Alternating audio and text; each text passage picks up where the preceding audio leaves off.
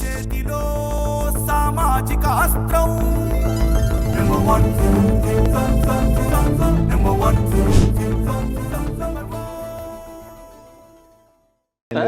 ఇప్పుడు తెలంగాణలో కేసీఆర్ సర్కారు అపజయం పొందిన తర్వాత జరిగినటువంటి పరిణామాలు తెలుసు.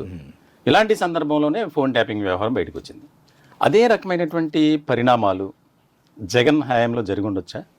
ఫోన్ ట్యాపింగ్ అండి ఆంధ్రప్రదేశ్లో ఫోన్ ట్యాపింగ్ హైదరాబాద్లో విజయవాడలో అదే ఏపీలో ఆంధ్రాలో జరిగి ఉంటాయండి. ఓకే, డెఫినెట్ జరిగి ఉంటాయి. అంటే బయట పెట్టరు, జరిగే ఉంటాయి. ఏదో పిలిచి ఇప్పుడు రెడ్ బుక్లో లోకేష్ గారు రాసుకున్నట్టుగా ఏదో పిలిచి సెటిల్మెంట్ చేసుకుని ఉంటారు అనుకుంటున్నాను నేను. సరే, మీరు అన్నారు red book and digital book, ఏంటి సార్ ఈ గోళ? ఆంధ్రప్రదేశ్ మళ్ళీ తెలంగాణ నుంచి నేను ఏపీకి అదే రెడ్ బుక్ చూస్తుంటే నాకు ఏమనిపిస్తుంది అంటే ఇప్పుడు నాకే కాదు ప్రజలకు కూడా కొత్త సీసాల పాత సార్ అలాగే అనిపిస్తుంది. ఎందుకంటే ఫస్ట్ ఆర్కేది అన్నారు మంగళగిరి ఎమ్మెల్యే గారు, తర్వాత రాయపూడి కాకినాడ బియ్యం కుంభకోణం, ఆ తర్వాత ఇంకా అలా చాలా ఉన్నాయి, చాలా కేసులు ఉన్నాయి, లిక్కర్ కేసులు కానీ ఇవన్నీ కూడా. అట్లానే ఇవాళ వరకు కూడా 5 సంవత్సరాలు మరి చైర్మన్ చేశారు సుబ్బారెడ్డి గారు, ఆయన అరెస్ట్ చేయలే, ఆయన కనీసం ముద్దాయి కూడా పెట్టలేదు అని చెప్పేసి అంటున్నారు వీళ్ళు. ఎందుకు పెట్టలేదండి? ఏదో ఉంది వీళ్ళకి. అదే కొత్త సీసాల పాతసారి అలాగా వీళ్ళందరూ ఒకటేనండి, అందరూ ఒకటి. కాబట్టి అలానే తిరుపతిలో వచ్చేటప్పటికి ఈ లడ్ల మీద చూసుకుందాం మనం, కొన్ని కోట్ల లడ్లు తయారవుతాయి. ఈ గవర్నమెంట్ ఉన్నా ఏ గవర్నమెంట్ ఉన్నా కానీ ఆ పంపించే నెయ్యి అనుకుంటాం మనం. అంతేగాని ఎన్ని లక్షల ఆవులు ఉండాలండి, ఎన్ని లక్షల ఆవుల నుంచి ఎన్ని కోట్ల లీటర్లు పాలు రావాలి, ఆ పాలల్లో నుంచి ఎన్నపూస రావాలి, ఆ ఎన్నపూస నుంచి నెయ్యి తయారవ్వాలి, ఆ నెయ్యితోటి ఈ కోట్లాది లడ్డులు తయారవ్వాలి. ఎట్లా సాధ్యం ఇది? ఏ గవర్నమెంట్ వచ్చినా సరే ఎన్ని కల్తీలు తప్పదు. కాబట్టి ఏదైనా సరే దీన్ని అరికట్టాల్సిన అవసరం ఉంది. లడ్డూల సైజు తగ్గించండి, అట్లానే మనిషికి ఒకటే ఉండి. రాజకీయ నాయకులు అయితే బొట్టడిస్తారు, బ్లాక్లు అమ్ముతారు, లారీలు అమ్ముతారు. ఇలాంటివన్నీ కూడా అరికట్టాల్సిన అవసరం టీటీడీకి అవసరం ఉంది.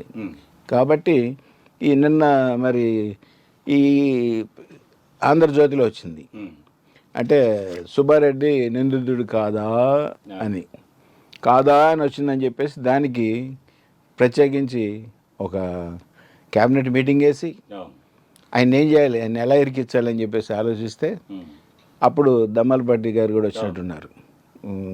ఆయన కూడా వచ్చి ఇది సుప్రీంకోర్టులో పెండింగ్ ఉంది కాబట్టి మనం ఏం మాట్లాడటానికి లేదని అంటే ఈ 2 రోజుల మటు కొంచెం తగ్గింది.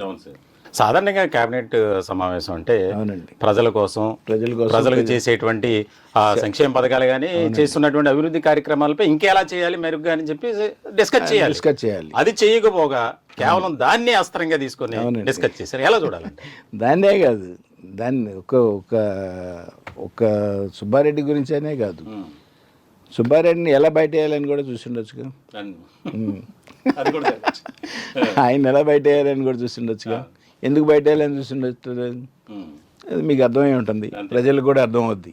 ఎందుకంటే అధికార పార్టీ, అనధికార పార్టీ, ప్రతిపక్షం కూడా లేదనుకోండి, అయినా కానీ వాళ్ళని రక్షించుతూ వస్తున్నటువంటి ఈ పార్టీ మనం కాకినాడ చూసాం, కోట్లాది టన్నులు ఎక్స్పోర్ట్ చేస్తే దొంగ బియ్యం ఇవాళ కూడా ఆ బియ్యం వ్యాపారం అలా నడుస్తూనే ఉంది.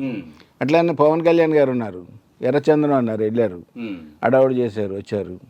ఎవరు రాజకీయ నాయకులకు సంబంధం లేకుండా ఎర్రచందనం కొట్టగలరా? ఎంతమంది పేదవాళ్ళని చంపేశారు, ఎన్కౌంటర్లు చేశారు, కాల్చేశారు. కానీ దాని వెనకమాల ఉన్నవాడిని ఒక్కడిని కూడా అరెస్ట్ చేశారు ఇప్పటివరకు. కానీ పేదవాళ్ళ మీదే ఎదురు తిరుగుతున్నాయి. ఎక్కడ చూసినా సరే ఈ దోపిడీ దొంగలు, రాజకీయ నాయకులు దోపిడీ చేస్తున్నారు తప్ప పేదవాడిగా ఎక్కడైనా నష్టపోతున్నాడు. ఆ పేదవాడు ఎదురు తిరిగిన రోజున మేమందరం కూడా ముందుంటాం, మాతో పాటు వాళ్ళందరూ ఉంటారు. అప్పుడు మార్పు రావాలని చెప్పేసి నేను కోరుకుంటున్నాను. కాకినాడలో